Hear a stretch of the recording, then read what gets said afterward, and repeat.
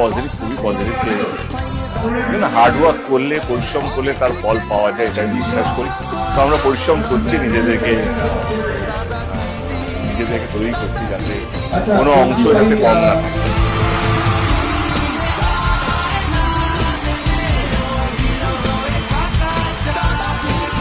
আজকে রেডি হচ্ছি, আর এবার রেডি হতে হবে কারণ দেরি হয়ে গেছে। আমাদের প্রোমো শুট চলছে দাদাগিরি, আসছে খুব শিগগিরই। চোখ রাখুন জি বাংলা।